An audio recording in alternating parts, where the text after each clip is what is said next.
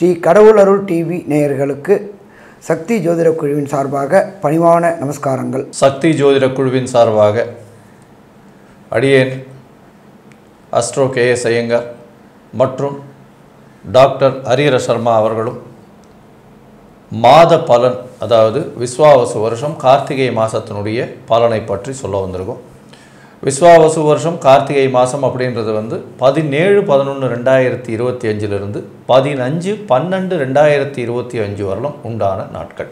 இப்போ துலா ராசியிலிருந்து விருச்சிக ராசிக்கு சூரியன் வந்ததுனால கார்த்திகை மாதம் ஆரம்பிக்கிறது. கார்த்திகை மாதத்தில் என்னென்ன மாறுதல்கள், அதாவது கிரகச்சாரங்கள் என்னென்ன இருக்குது, இந்த மாதத்தில் வரக்கூடிய விசேஷமான நாட்கள் என்னென்ன நல்லது பண்ணலாம், மேஷம் முதல் மீனம் வரை என்னென்ன ராசிகளுக்கு என்னென்ன விஷயங்கள் நடக்கிறது அப்படின்றத பற்றி முதல்ல ஒரு இன்ட்ரோடக்ஷன் ஐயா கொடுப்பார். நல்லா அற்புதமாக சொன்னீங்க. காலபுருஷ தத்துவத்தின்படி 4ஆம் இடத்துல குரு பகவானானவர் இதுவரையில் அதிசாரத்தில் இருந்தார். கரெக்டாக மாதம் தொடங்கின அடுத்த நாள் அவர் வக்ரகதிக்கு அடைகிறாரு. வக்ரகதியில் அடைஞ்சி அவர் இருக்கிறது கர்க்கடகத்திலேயே இருக்கார். அதுக்கு அடுத்தது பார்த்தோம்னாக்க சிம்மத்தில் கேது பகவான் இருக்கார். அதுக்கு அடுத்தது பார்த்தோம்னாக்க துலாத்தில் பொறுத்தளவுக்கு சுக்கிரனும் புதனும் இணைஞ்சிருக்கிறாங்க. அதுக்கு அடுத்தது இந்த மாதத்திற்கே உரியான கிரகமான சூரியனும் ஆட்சி பெற்ற செவ்வாயும் இருக்கக்கூடியது விருச்சிகத்தில் இருக்கிறாங்க.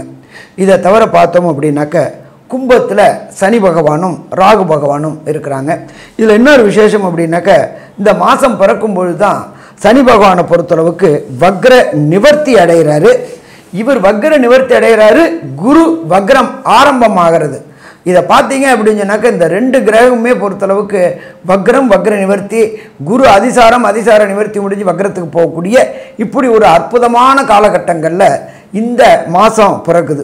இந்த ஐயப்பன் கோயிலுக்கு மாலை போடக்கூடிய நாட்கள், ஒரு மண்டலம் விரதம் இருக்கக்கூடிய நாட்கள், இது எல்லாமே தொடங்கக்கூடிய நாள் அப்படின்றது 17-11-2025 ஐயப்பனுக்கு மாலை போடக்கூடியவங்களும்.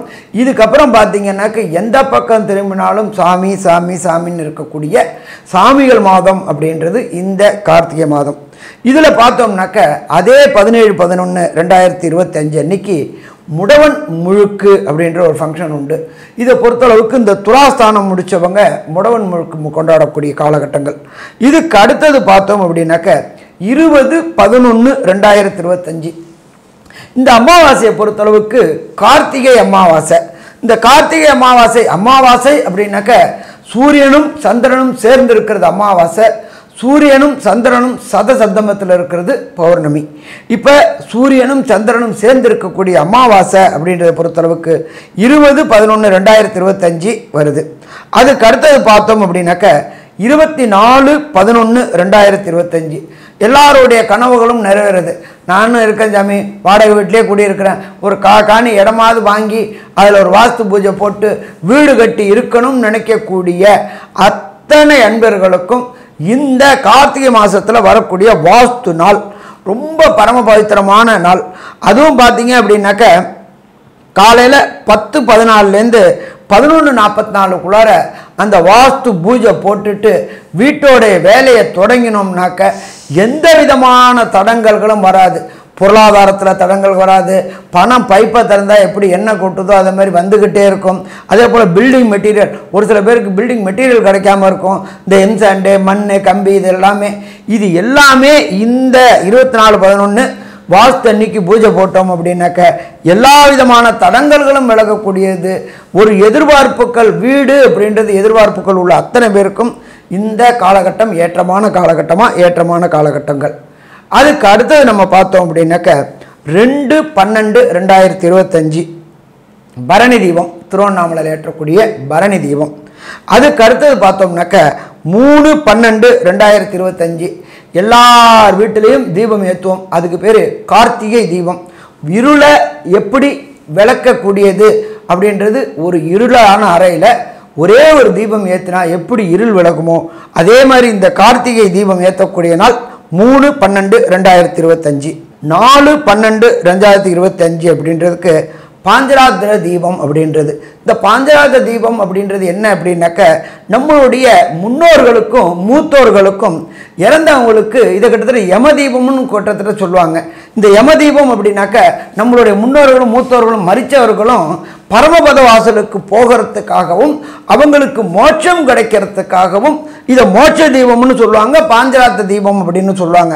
அப்படியேற்பட்ட விசேஷ தினம் நம்ம தமிழ்நாட்டை பொறுத்தளவுக்கு நவம்பர் டிசம்பர் அதாகப்பட்டது கார்த்திகை மார்கழி தை வந்தாலே மக்களுக்கு பயம் கலந்த பதட்டம் இருக்கும். ஒவ்வொருத்தருக்கு ஒவ்வொன்றில் கண்டம்பாங்க. இந்த நவம்பர் மாதம் டிசம்பர் மாதம் கார்த்திகை மாதம் வந்தாலே பாதி பேருக்கு தண்ணியில் கண்டம் இருக்குது அப்படிம்பாங்க. அதுவும் பார்த்தோம்னா நம்மளுடைய சென்னை மாநகரை பொறுத்தளவுக்கு தண்ணீரில் முழுகக்கூடிய மாதம் அப்படின்றது நவம்பர் மாதம் டிசம்பர் மாதம். அப்போ இந்த கார்த்திகை மாதத்தில் ஒரு பக்கம் குளிர், ஒரு பக்கம் மழை, பூச்சி போட்டு தொந்தரவுகள் அத்தனையும் கடந்து தான் நம்ம இந்த கார்த்திகை மாதத்தை கடந்து போக போகிறோம். இந்த கார்த்திகை மாதத்தில் பார்த்தீங்கன்னா சனி வக்ர நிவர்த்தியாளர், அதனால் ஆண் சனி கும்ப சனி ஆட்சி பெற்ற சனி ஆகுது. அதே மாதிரி செவ்வாயும் ஆட்சி பெற்று போயிருக்கு. அதனால் சனி செவ்வாய் பார்வை ஒரு நல்ல ஏற்றத்தை கொடுக்காது. பொதுவாகவே போர் பதற்றங்கள் நிலம் 17ஆம் தேதியிலேருந்து பார்த்தீங்களேயானால் செவ்வாயினுடைய மாறுதல்கள் வரலும், அதாவது கிட்டத்தட்ட பார்த்தோம்னா 6/12/2025 வரலும் இந்த பதட்டமான சூழ்நிலை நிச்சயமாக இந்தியாவில் இருக்கக்கூடிய வாய்ப்புகள் உண்டு. இதன் மூலியமாக இந்த வெடி விபத்துக்கள் இந்த மாதிரியான விஷயங்கள் வரும். மழையினால் இந்தியாவில் நிறைய அழிவுகள் வரக்கூடிய வாய்ப்புகள் உண்டு. இந்த காலகட்டத்தில் பார்த்தீங்கன்னா இந்த பனி, அதாவது மேக உடைப்பு இந்த மாதிரியான விஷயங்கள் வரும். அதாவது க்ளவுட் பஸ்ன்னு சொல்லக்கூடியது. அதை தவிர தண்ணீர் வழியாக இறப்புகள் அதிகமாக இருக்கும். தொழிலாளர்கள் புரட்சி செய்யக்கூடிய காலகட்டம், புரட்சியாளர்கள் கொடி தூக்கக்கூடிய, அரசாங்கத்தை எதிர்த்து கொடி தூக்கக்கூடிய காலகட்டமாக அமைக்கும். ஏன்னா குருவும் வக்கர நிலையில் இருக்கிறதுனால கொஞ்சம் அரசாங்கத்துக்கு இந்த காலகட்டத்தில் பிரச்சனைகள் வரக்கூடிய வாய்ப்புகள் மிகவும் அதிகமாக இருக்கும். பூமி சம்பந்தமான தொழிலில் இருக்கக்கூடியவர்கள், அதாவது ரியல் எஸ்டேட்டு, கன்ஸ்ட்ரக்ஷன், நெருப்பு சம்பந்தமான தொழிலில் இருக்கிறவங்களுக்கெல்லாம் சிறு சிறு உடல் உபாதைகள், கோளாறுகள் வரும். ரியல் எஸ்டேட் மார்க்கெட்டு கொஞ்சம் அடிவாங்கக்கூடும், அதாவது இறங்கக்கூடிய வாய்ப்புகள் இந்த காலகட்டத்தில் இருக்கும். ரொம்ப ஜாகிரதையாக ரியல் எஸ்டேட் வச்சுருக்கவங்க கொஞ்சம் ஜாகிரதையாக இருந்து போகிறது ரொம்பவுமே நல்லது. இப்போ இந்த கார்த்திகை மாதத்தில் ஒவ்வொரு ராசிக்கும் என்னென்ன நற்பலன்கள் என்னென்ன கெடுபலன்கள் இருக்குது, அதே போல் என்னென்ன எளிய பரிகாரங்கள் இருக்குது, என்னென்ன நாட்களில் புதிய முயற்சிகளை தடுக்கணும் அப்படின்றத பற்றி பார்ப்போமா? மிதுனம், மிருகசீரிஷம், திருவாதிரை, புனர்பூசம் இந்த 3 நட்சத்திரம் 9 பாதங்களை கொண்ட ராசி. ராசியின் அதிபதினு சொல்லக்கூடியவர் புதன். ராசிக்கு 5ஆம் இடத்துல இருக்கார். பெரிய ஏற்றம். ஏன்னா ராசியில் பார்த்தீங்கன்னா இந்த மாதம், அதாவது 17/11/2025 15/12/2025 வரலும் உண்டான காலகட்டத்தில் ராசிநாதன் 5ஆம் இடத்துல, ராசிக்கு 9ஆம் அதிபதி ஆட்சி பெற்று வக்கர நிவர்த்தி அடைகிறார். இதெல்லாம் ஒரு பெரிய விசேஷம். 2ஆம் இடத்துல குரு பகவான் வக்கரகதி அடைகிறார். தனஸ்தானத்தில் தனக்காரகனே இருக்கார். பெரிய ஏற்றத்தை கொடுக்கக்கூடிய காலகட்டமாக அமைய போகிறது. இந்த மாதத்தில் பார்த்தீங்களா, ஏன்னால் பொதுவாகவே மாத பலன் அப்படின்னு சொல்ல சூரியன், செவ்வாய், புதன் மற்றும் சுக்கிரனுடைய மாற்றங்கள் என்னென்னன்றதை பார்ப்போம். இந்த மாதம் 6ஆம் இடத்துல செவ்வாயும் சூரியனும் இருக்கிறது பெரிய விசேஷம். இவ்வளவு நாளாக எந்த ஒரு போட்டிகள்லையும் உங்களால் வெற்றி பெற முடியாமல் இருந்தது எல்லாமே இப்போ மாறி தலைகீழாக மாறி வெற்றிகள் நிச்சயமாக வரக்கூடிய வாய்ப்புகள் உண்டு. ஏன்னா 6ஆம் இடத்துல சூரியன் ஆட்சி பெற்ற செவ்வாய் இருக்கிறது பெரிய விசேஷம். புதிய வேலை கிடைக்கும். அரசாங்கம் மூலியமாக அனுகூலமான விஷயங்கள் வரக்கூடிய வாய்ப்பு உண்டு. ஏன்னா குருவினுடைய பார்வை வேறு இவங்க 2 பேருக்கு இருக்குது. நல்ல ஒரு ஏற்றம் கிடைக்கக்கூடிய காலகட்டமாக அமையும். அது தவிர பார்த்தீங்கன்னா உங்களுடைய ராசிக்கு 9ஆம் இடத்துல சனி பகவான் இருக்கிறதுனால தந்தையின் உடல்நலத்தில் சற்று பின்னடைவு இருக்கும். ஏன்னா வக்கர நிவர்த்தி அடைகிறார்.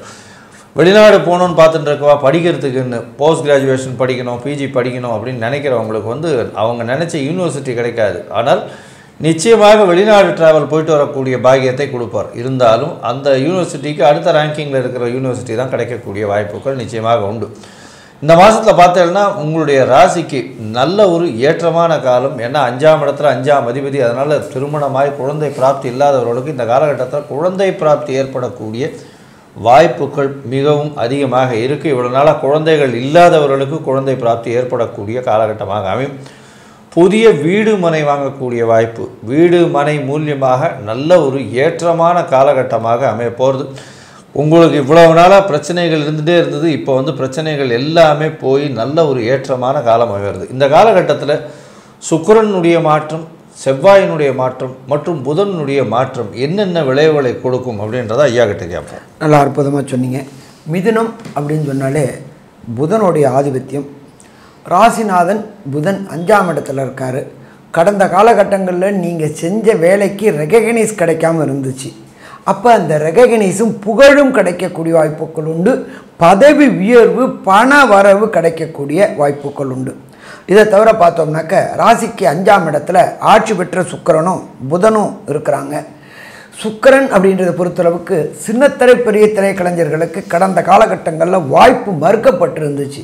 அவங்களுக்கு புது புது பட வாய்ப்புகள் கிடைக்கக்கூடிய வாய்ப்புகள் உண்டு. ராசிக்கு 2ஆம் இடத்துல குரு பகவான் உச்ச நிலையில் இருக்கிறாரு. அடுத்தது அவர் வக்ரகதியில் இருக்கிறார். பொருளாதாரத்தில் சின்ன சின்ன சறுக்கல்கள் ஏற்பட்டாலும் அது சமாளிக்கக்கூடிய தன்மையை கொண்டு கொடுக்கக்கூடிய வாய்ப்புகள் உண்டு. இந்த புத பகவானை பொறுத்தளவுக்கு மாறக்கூடியது 6/12/2025 அன்னைக்கு விருச்சிகத்துக்கு போகிறாரு. குருவுடைய பார்வைப்படுது. சிறப்பாக இருக்குமா? சிறப்பாக இருக்கும். உயர்கல்வி பயிலக்கூடிய மிதுன ராசியை சேர்ந்த மாணவர்களுக்கு உயர்கல்வி ஸ்தானம் அப்படின்றது ஜோதிஷ சாஸ்திரத்தில் 9ஆம் இடம். அந்த 9ஆம் இடத்துல நம்ம மாதம் பிறக்கும்போது சனி பகவான் வக்ர நிவர்த்தி அடைகிறாரு. கூட ராகு பகவானும் இருக்கார். சின்ன சின்ன தடங்கல்கள் ஏற்பட்டு தான் வெளியூர், வெளிமாநில, வெளிநாடு போகக்கூடிய வாய்ப்புகள் உண்டு. அதுக்கு முயற்சி பண்ணக்கூடியவங்களுக்கு ஒரு சில பேருக்கு போன விட்டு கிடைக்கும். PR, சிட்டிசன்ஷிப்பு, விசா இதெல்லாம் கிடைக்கும். பட் இந்த கார்த்திகை மாதத்தில் அந்த குருவுடைய பார்வை கடந்த காலகட்டங்களில் சனி பகவான் மேலே விழுந்துச்சு. இப்போ குரு பகவானுடைய பார்வை இல்லாதனால சின்ன சின்ன சிக்கல்கள் ஏற்படும். ஆனால் இறுதியில் வெற்றி கிடைக்குமா? இறுதியில் வெற்றி கிடைக்கும். போராடினா ஜெயிக்கக்கூடிய வாய்ப்புகள் உண்டு. இதே போல் மிதுன ராசியை பொறுத்தளவுக்கு சுபகாரியங்கள் மற்றும் வெளியூர் பயணங்கள் தவிர்க்க வேண்டிய நாட்கள் அப்படின்றது 25/11/2025, 26/11/2025, 27/11/2025 இந்த 3 நாளுமே புதிய முயற்சிகள் மற்றும் வெளியூர் பயணங்களை தவிர்ப்பது சிறந்ததாக இருக்குமா? சிறந்ததாக இருக்கும். சாமி, நான் முன்னாடியே டிக்கெட் போட்டுட்டேனே, இது தெரியாமல் நான் என்ன பண்ணலாம் அப்படின்னாக்க ஒரு பெரிய பிரச்சனை கிடையாது. நீங்கள் இருக்கிற இடத்துக்கு பக்கத்தில் உள்ள ஈஸ்வரன் கோயிலுக்கு ஈஸ்வரனுக்கு தயிர் தானம் வாங்கி கொடுத்துட்டு தயிர் அபிஷேகம் பண்ணிவிட்டு அந்த தயிரை சாப்பிட்டுட்டு போங்க. வரக்கூடிய தடங்கல்கள் விலகக்கூடிய வாய்ப்புகள் உண்டு. சரி, இந்த கார்த்திகை மாதத்தில் மிதுன ராசியை சேர்ந்தவங்களுக்கு தசாநாதனோ, புத்திநாதனோ, அந்தரநாதனோ, சூட்சுமநாதனோ சரியில்லாமல் இருந்தாச்சுன்னாக்க கிடைக்கக்கூடிய பலன்களின் தன்மை குறையக்கூடிய வாய்ப்புகள் உண்டு. அப்போ நம்ம எந்த தெய்வத்துக்கிட்ட சரணாகதி அடையணும் அப்படின்னாக்க சரணாகதி நம்மளுடைய ராசிநாதனான புத பகவான். ராசிநாதனுடைய புத பகவானுக்கு க்ஷேத்திரம் அப்படின்றத பொறுத்தளவுக்கு தஞ்சாவூர் மாவட்டம் கும்போணம் பக்கத்தில் திருவெண்காடு அப்படின்னு இருக்கு. இந்த திருவெண்காடில் மட்டும் என்ன சாமி ஃபேமஸ்ஸு அப்படின்னாக்க எல்லா கோயிலையும் ஒரு குளம் தான் இருக்கும். இந்த கோயிலில் 3 குளங்கள் இருக்கும். சூரிய புஷ்கரணி, சந்திர புஷ்கரணி, புதன் புஷ்கரணின்னு இருக்கும்.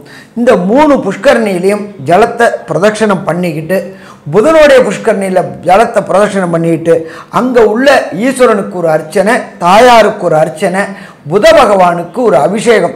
எப்போதுமே நம்ம யாரால் பாதிப்போ அவங்கள்ட்ட சரணாகதி அடைகிறது. சரணாகதி புத பகவான்கிட்ட சரணாகதி.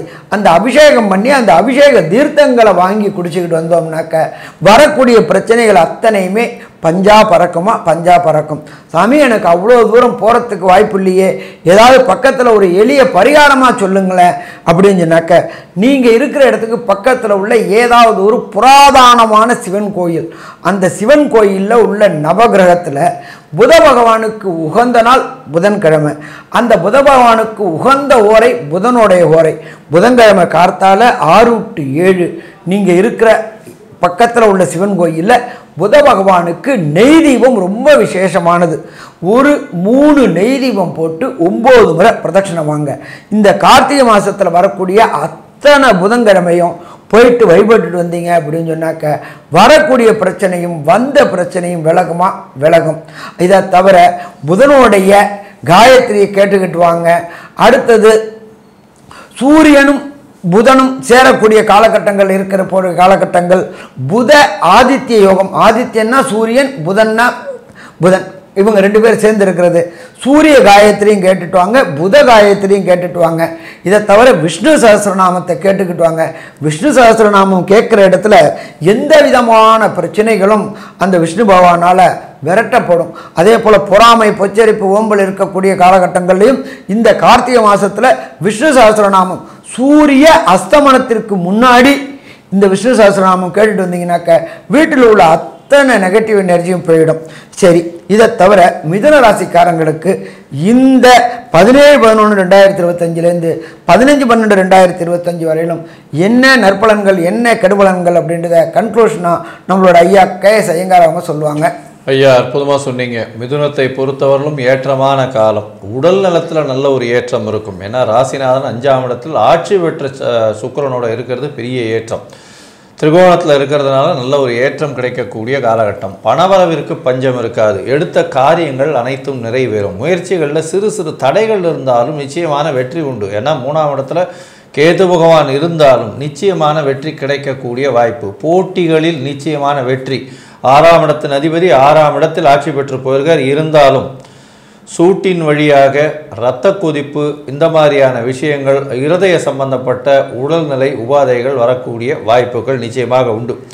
ஏன்னா சூரியன் 6ஆம் இடத்துல போய் இருக்கிற ருணரோக சத்ரு ஸ்தானம்னு சொல்லக்கூடிய இடத்துல 6ஆம் இடத்துல போய் இருக்கிறது அந்த அளவு விசேஷத்தை கொடுக்காது. அரசாங்க மூலியமாக இருக்கக்கூடிய பிரச்சனைகள் எல்லாமே நிச்சயமாக தவிடுபடியாக போகக்கூடிய வாய்ப்புகள் உண்டு. உங்களுடைய ராசிக்கு பார்த்தலையானால் தாயின் உடல்நிலையில் நல்ல ஒரு ஏற்றம் இருக்கும். தந்தையின் உடல்நிலையில் சற்று பின்னடைவு இருக்கக்கூடிய வாய்ப்புகள் உண்டு. வெளிநாடு, வெளியூர், வெளிமாநிலம் சென்று படிக்கக்கூடிய மாணவர்களுக்கு பார்த்தோம்னா அவங்க நினச்ச காலேஜ் கிடைக்காது. ஏன்னா அப்ளை பண்ணதில் நினச்ச காலேஜ் கிடைக்காது. கொஞ்சம் கம்மியான கிரேட் இருக்கக்கூடிய காலேஜ் கிடைக்கக்கூடிய வாய்ப்புகள் நிச்சயமாக உண்டு. இந்த காலகட்டத்தில் ஷார்ட் ட்ரிப் வெளிநாடு போயிட்டு வரக்கூடிய பாக்கியம் உங்களுக்கு நிச்சயமாக இருக்கும். போட்டித் தேர்வில் நிச்சயமான வெற்றி உண்டு. பார்ட்னர்ஷிப் தொழிலில் பார்த்தீங்கன்னா நல்ல ஒரு ஏற்றம் இருக்கக்கூடிய காலகட்டம். ஏன்னா சப்தமாதிபதி அப்படின்னு சொல்லக்கூடியவரே குரு. அவர் உங்களுடைய ராசிக்கு 2ஆம் இடத்துல வக்ரகதியில் இருந்தாலும் தனஸ்தானத்தில் உட்கார்றது பெரிய ஏற்றத்தை கொடுக்கக்கூடிய காலகட்டம். அதோட பார்த்தேனால் உங்களுடைய ராசிக்கு அதாவது 10ஆம் அதிபதியும் 2ஆம் இடத்துல, அதாவது செய்யக்கூடிய தொழில் மூலியமாக அதீத வருமானம் வரக்கூடிய வாய்ப்புகள் நிச்சயமாக இருக்குது. மொத்தத்தில் பார்க்கும் பொழுது இந்த மிதுன ராசிக்காரர்களுக்கு எல்லா வகையிலும் ஏற்றங்களும் 95 விழுக்காடுகள் மாற்றங்களும் உங்களுடைய வாழ்வில் நிச்சயமாக மலரும் அப்படின்னு இந்த சக்தி ஜோதிட குழு சொல்லுது. நன்றி, நமஸ்காரம். கடவுள் அருள் டிவியை பார்த்தமைக்கு நன்றிகள். மேலும் இது போன்ற தகவல்களை தெரிந்து கொள்ள கடவுள் அருள் டிவியை சப்ஸ்கிரைப் செய்யுங்கள். மறக்காமல் பெல் ஐக்கானை கிளிக் செய்யுங்கள்.